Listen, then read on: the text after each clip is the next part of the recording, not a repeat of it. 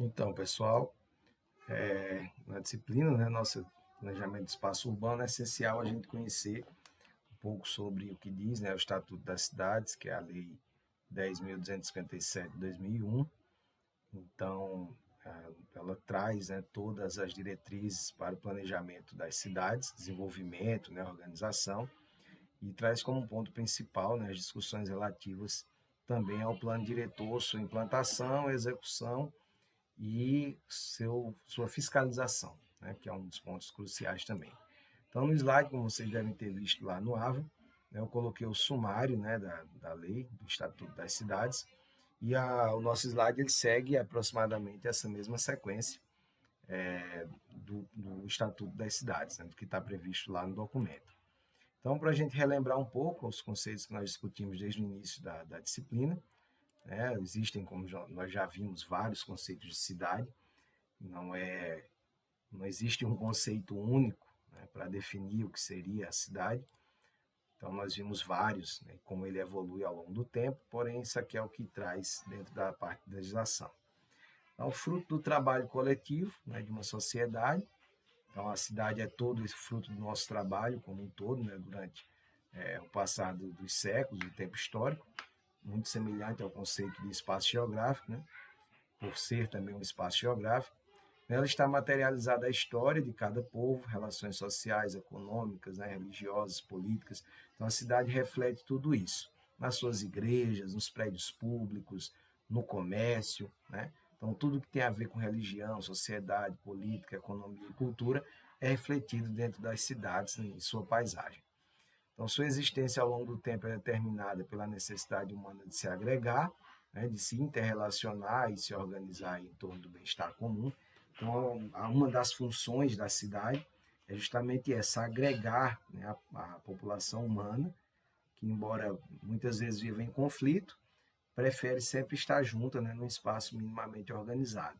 Então, essa também aí é uma das funções da existência da cidade, né, criar as interrelações pessoais, fazer com que a sociedade se organize em comum.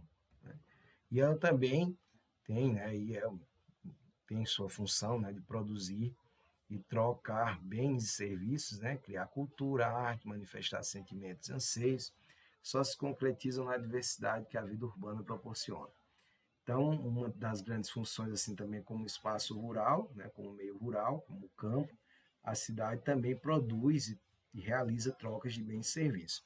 Nós estudamos ao longo da disciplina que as primeiras cidades elas surgem como núcleos, né, de trocas, de excedentes, desde lá do Neolítico, né, quando o homem começa a se fixar, a se sedentarizar, e até os tempos de hoje, a cidade é sempre vista como um local, principalmente de troca, né, do que é produzido em outros lugares, como também na zona rural.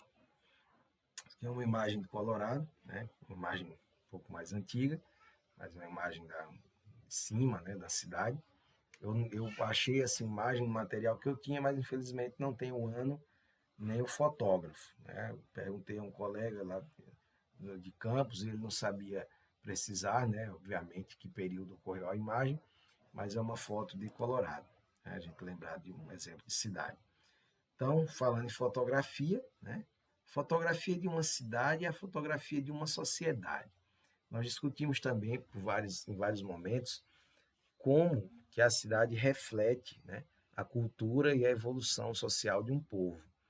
Então, é muito fácil de identificar, quando você chega numa cidade, o seu nível de desenvolvimento econômico. Se eu não posso ir até lá, como nós estudamos no conceito de paisagem, ao olhar, né, uma fotografia, por exemplo, que é um recorte do espaço, né, representa uma paisagem, eu posso analisá-la e refletir, né, conjecturar sobre o seu grau de desenvolvimento econômico e social, dividindo, por exemplo, entre uma cidade atrasada e uma cidade evoluída, econômica e socialmente, por ser, né, ela um recorte ou uma fotografia da sociedade também. Então, para que haja, né, essa organização e nós possamos identificar o nível de desenvolvimento de uma cidade, o planejamento é essencial. Né? Então, planejar é preciso. Se não houver planejamento, a desorganização vai tomar conta do espaço urbano, trazendo aí sérios problemas, né, para a vida em comunidade, para a vida em comum dentro desse espaço. Então, planejar é preciso. Então, a aceleração do processo de urbanização evidencia a necessidade de planejamento urbano. Só para lembrar, urbanização é o processo, né, que se dá quando a população de um lugar, de uma cidade, de um município, por exemplo, ela está mais concentrada na zona urbana do que na zona rural. Isso também é a nível de país, a nível de região, a nível de continente. Então, nós dizemos que há urbanização, que uma cidade é urbanizada quando tem mais pessoas, um município, por exemplo, vivendo na cidade do que no campo. Então, é uma relação desproporcional entre o número de pessoas que vivem na cidade e as pessoas que vivem no campo. Quanto mais gente vivendo na cidade, maior é o nível de urbanização daquele lugar.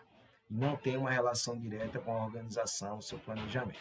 A urbanização no Brasil ela ocorre de forma desordenada desde a década de 70. Né? Então, a Constituição de 88 consagra a importância do planejamento urbano e a necessidade de subordinação da função social, né, da propriedade às determinações expressas no plano diretor. Então, a gente vai falar muito nessa aula sobre o que seria, né, a função social das cidades, né, ou dos edifícios urbanos, dos sítios urbanos. Ok? Vamos lá, seguindo.